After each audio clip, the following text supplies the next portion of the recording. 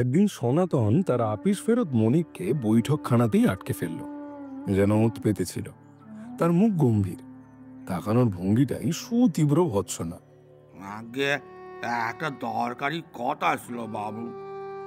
নগেনবাবু চাকরের এই ভঙ্গিমার মানে জানতেন। তার হৃৎপিণ্ডটা ধরাস করে উঠল। কোনো রকমের রাগের ভান করে বললেন, দেখো বাপু সনাতন, আজকেও যদি আমায় জ্বালাতে আসো, তোমার বংশে বাতি দিতে কাউকে রাখবো না, বলে রাখছি কিন্তু। তেমন কেউ তো বংশে নেই বাবু। নেই তবে ভাগ দূরা। সনাতনের সে কি ব্যাকুলতা! আগে কি একটা যে বিষম অন্যায় ঘটে গেছে বাবু, আপনাকে না বললে তো বলবেন না। না না, আমি শুনবোই না তোর অন্যায়ের কথা। তা কি হয় বাবু? নগেনবাবু একটা দীর্ঘ নিঃশ্বাস ফেললেন। গন্ডা গন্ডা চাকরের কবল থেকে মুক্তি লাভ করে 40 বছর বয়সে তিনি এই ন্যায় বাগিস চাকরে এসে ঠেকেছিলেন। 7 বছর একে নিয়ে বেঁচে আছেন। চাকর হিসাবে সনাতনের কোনো তুলনা হয় না।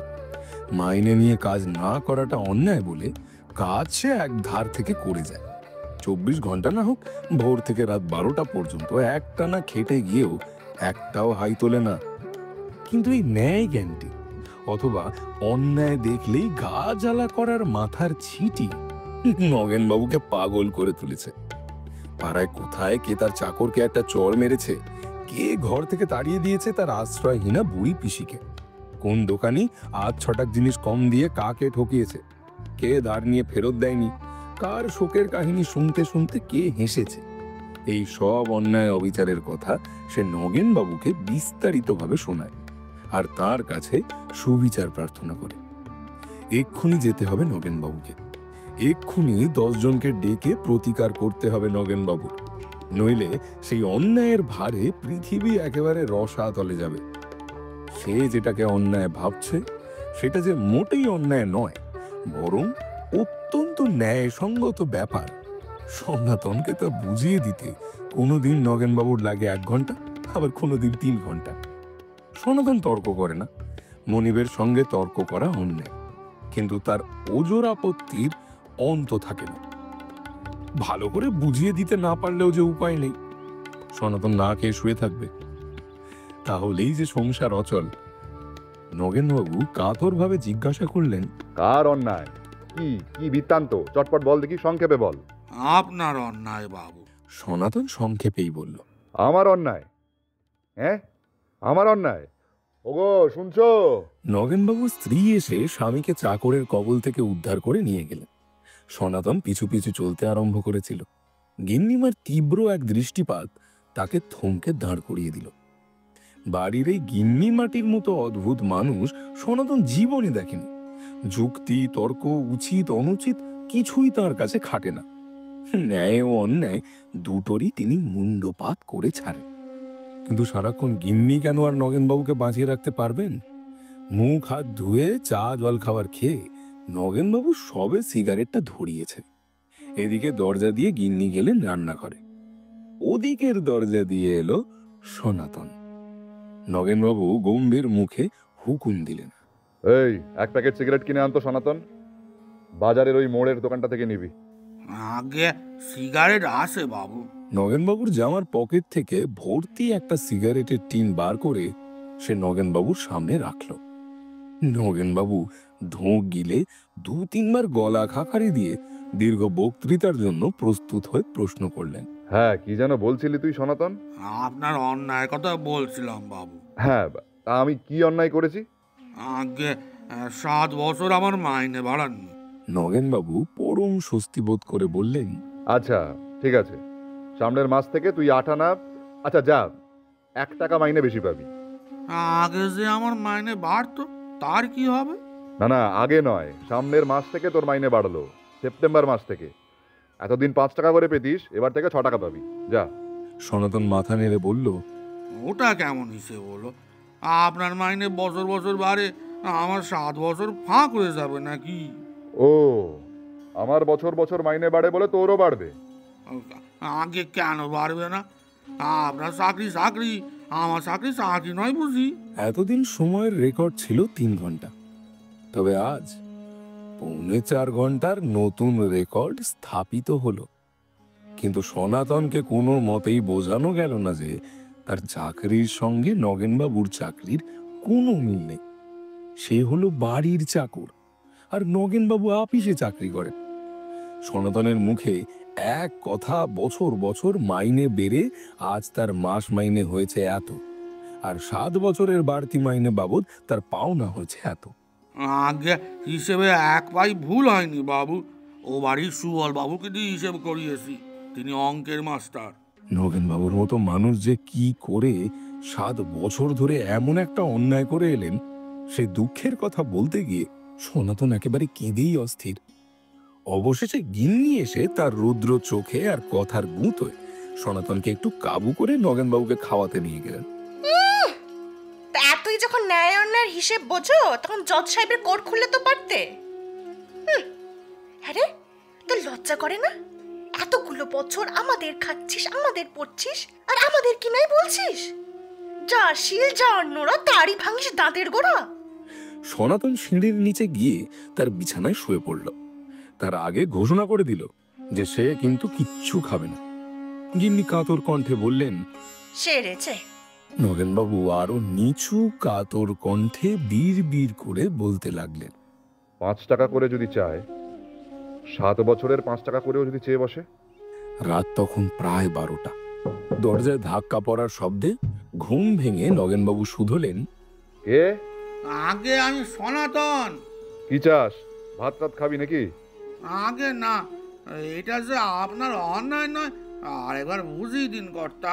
নগেনবাবু দাঁতে দাঁত ঘষে রাগডি সামনে নিলেন, আদরের সুরে বললেন, সনাতন, তোর তো দেখছি ন্যায় অন্যায়ের একেবারে জ্ঞান নেই রে। সনাতন বাইরে থেকে ব্যাকুল কণ্ঠে বলল, সে কি কথা বাবু? নগেনবাবু এবারে আরো মিষ্টি সুরে বললেন, কি কথা মানে? রাত দুপুরে মনিবের ঘুম ভাঙিয়ে কষ্ট দিচ্ছিস? আগে না। তবে তখন অনুতপ্ত সনাতন 5 মিনিট ধরে তার কাছে মাপছে বিছানায় ফিরে গেল। কিন্তু ঘুম তো আসে না সনাতনের। তার কেবলই মনে হতে থাকে নগেনবাবু যতই বুঝিয়ে থাকুন, তিনি ভুল বুঝেছেন, অন্যায় করেছেন। অন্যায়? বাপরে, যে বাড়ির কর্তাই এমন অন্যায় করতে পারেন, সে বাড়িতে সে থাকবে কি করে? গিন্নিমার আঁচল ধরা এমন ভালো মানুষ তার বাবু 7 বছরে যার কোনো অন্যায় সে দেখতে পায়নি, তিনি 7 বছর ধরে তার প্রতি অন্যায় করে আসছেন। সকালে সনাতন ছুটি চেয়ে নিল। কতদিনের ছুটি সেটা কিন্তু কোনো পক্ষেই উল্লেখ করলো না। সনাতনের ছুটি নেওয়া মানে আর কিছু নয়, কাজ তার ইচ্ছা মতো সে করবে, না হয় করবে না, কেউ কোনো হুকুম দিতে পারবে না। এবং ছুটির দিনগুলোর মাইনে সে নেবে না, কিছুতেই নেবে না। নগেনবাবু একবার বিবেকের অত্যাধিক কামড়ে অস্থির হয়ে তাকে বুঝিয়ে দেওয়ার চেষ্টা করেছিলেন যে চাকরি করলে ছুটি পাওনা হয়, মাইনে পাওয়া যায়, তাই হলো নিয়ম। কিন্তু সনাতন স্বীকার করেনি। কাজ না করলে যে মাইনে পাবে তা হবে কেন? সেটা তো অন্যায়। কদিন সনাতন শুয়ে বসে ঘুরে ফিরে বেড়াতে লাগলো। মাঝে মাঝে কিছু ভালো না লাগায় সংসারের কাজ করে দিতে লাগলো। কর্তা গিন্নি দুজনেই সন্ত্রস্ত হয়ে রইলেন। যদি চলে যায় সনাতন, যদি সে 7 বছরের মাইনে চেয়ে বসে, কদিন পরে আবার সেজ মেয়ের বিয়ে, ছেলেকে পণ হিসেবেই দিতে হবে নগদ 3000। দুশ্চিন্তায় তো কর্তা গিন্নির ভালো করে ঘুমই হয় না। গিন্নি বলেন, বলি বেটা যদি সব চেয়ে বসে? কর্তা বলেন, চেয়ে বসলেই হলো, দেব না। গিন্নি বলেন, সেটা কি অন্যায় হবে না? বেচারা বিশ্বাস করে। কর্তা বলেন, সে আমি ঠিক মতন বুঝিয়ে দেবো। ঘুম হয় না, তাই জগতের যা যা টাক টাক, খুটখাট, ঝাঁঝা, ঝিঝি, এই সব শব্দ দুজনে শুনতে পান। শুনতে শুনতে এমন বিরক্তি হন যে বলবার না। কি একঘেয়ে শব্দ রে বাবা। সেদিন রাত দুপুরে দুজনেরই মনে হলো যে নতুন ধরনের কোনো একটা শব্দ কানে আসছে।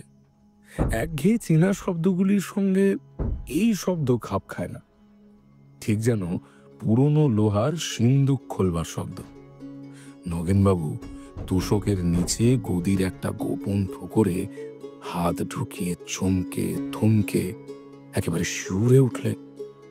কাল বিকেলে মাত্র ব্যাংক থেকে তার যথা সর্বস্বের মোটা একটা অংশ তিনি তুলে এনেছেন, আর আজ মাঝরাত্রে তার গদির পুকুরে চাবি রইল না, তার সিন্দুক খোলবার শব্দ শোনা গেল। চোর না ডাকাত?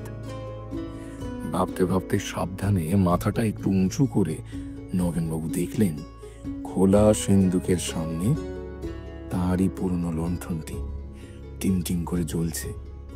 ঘরটা যে একটু আলো হয়েছে এতক্ষণে সেটা তো আরো খেয়াল হয়নি। সিন্দুকের সামনে মাটিতে জোড়াসন হয়ে বসে একটা লোক টাকা গুনছে। নিজের সিন্দুক খোলে টাকা গুনবার মতো কি তার নিশ্চিন্ত নির্বিকার ভাব! লোকটা আবার দেখতে অনেকটা সুরতনের মতো। এই চোর চোর! বলে নগেনবাবু একেবারে গগন ভেদি চিৎকার শুরু করতে না করতেই গিন্নি তার সঙ্গে যোগ দিলেন। চোর চোর, কে কোথায় আছো? চোর এসছে, শিগগির এসো, চোর! সনাতন যত বলতে লাগলো, আমি বাবু, আমি আমি গিন্নিমা, গিন্নিমা, আমি আমি দেখতে দেখতে লাঠি শটম নিয়ে বাড়ির লোক তো বটেই, পাড়ার লোকজন পর্যন্ত এসে হাজির। একজন তো ব্যাপার টের পেয়েই দৌড় দিল থানার দিকে। সনাতনকে 5-7 জন মিলে একবারে পাকড়ে ধরে রাখবার চেষ্টা করেছিল। তারপর এতগুলো লোকের বুঝ ভেদ করে সনাতনের পালানো অসম্ভব দেখে তাকে ছেড়ে সরে দাঁড়ালো। মনের গভীর অসন্তোষ সকলের মুখেই ফুটে উঠেছে, হাতে লিক করছে। নগেনবাবু বললেন, ছি ছি ছি, শেষকালে তুই এই কাজ করলি সনাতন? সনাতন ক্ষুব্ধ স্বরে বলল, আগে কাজটা অন্যায় কি করেছি? আমার পাওনা নিয়ে আমি চলে যাচ্ছিলাম। আপনি অন্যায় করছেন 7 বছর ধরে। আপনার বাড়ি থাকবার 7 মাস্টারমশাই এই হিসেবে নেই। গুনে দেখেন, একটা বেশি নিয়ে সঙ্গে মিলিয়ে দেখেন, 1 পয়সা এই দিক ওদিক হবে না। 2 বার করে গুনেছি। সিন্দুকের সামনে 2 ভাগে টাকা ছিল। সনাতন নিজের ভাগটা দেখিয়ে দিল। সকলে সমস্বরে প্রায় একই মন্তব্য করলো। ও বেটা মস্ত সাধু, যেটা আস্ত পাগল, বেটার মাথার ঠিক নেই। নগেনবাবু বললেন, আপনারা এবার যান। সকলে স্তম্ভিত হয়ে বলল, ও বড় যাবো? মস্ত সাধু। আরে যাবো বেচারা কি হাত মশাই, পাকাবো। পুলিশ আসুক। যাবো যাবো কি মশাই, পুলিশ আসুক, আরে আমরাই তো আপনার প্রধান সাক্ষী হবো। নগেনবাবুর শত অনুরোধেও ভিড় কিছুমাত্র কমল না। খানিক পরে পুলিশ নিয়ে পাড়ার সেই ছেলেটি ফিরে আসায় ভিড় আরো বেড়ে গেল। ছোট দারোগাবাবু বললেন, সিম্পল কেস, চাকর বাকরকে কখনো বিশ্বাস করতে নেই। ইস, এই যে অনেক টাকা! নগেনবাবু নিচু হয়ে 2টো চকচকে টাকা তুলে নিলেন। দারোগাবাবু কাছে গিয়ে বললেন, না না, চুরি টুরির ব্যাপার কিছু নেই দাদা। আসলে ও আমাদের পুরনো বিশ্বাসী চাকর। ওকে সঙ্গে নিয়ে টাকাগুলো গুনে গেঁথে রাখছিলাম আর কি। এবার কে কোথায় চোর চোর বলে হঠাৎ চেঁচিয়ে উঠেছে। আমার স্ত্রীও ঘুমের মধ্যে মাঝে মাঝে ওই বলে চেঁচিয়ে ওঠে। সে পাড়ার লোক প্রতিবাদ করলো। আপনিও তো চেঁচাচ্ছিলেন, বাড়ি শুদ্ধ লোক চেঁচাচ্ছিল। নগেনবাবু ওসব কথায় কান না দিয়ে দারোগাবাবুর সঙ্গে করমর্দনের মতো কেমন একটা হাত মেলামেলি করেই বললেন, হ্যাঁ, মিছিমিছি বড় কষ্ট হলো আপনার।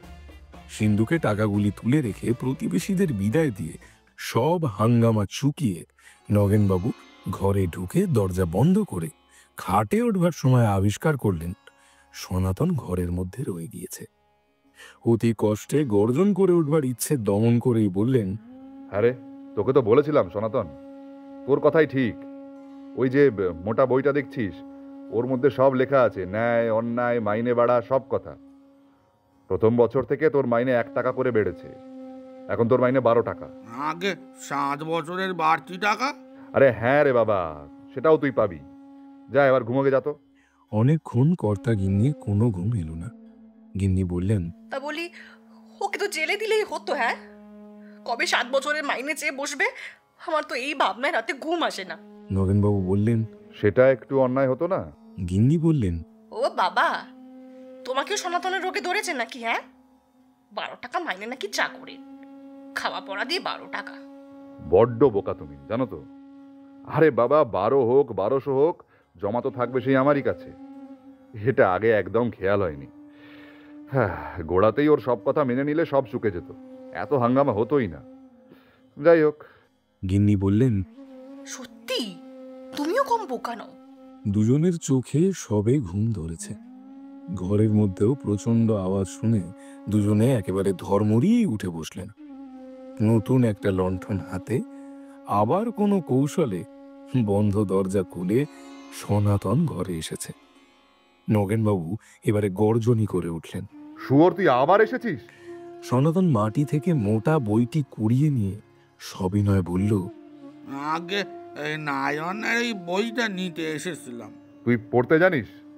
আগে না।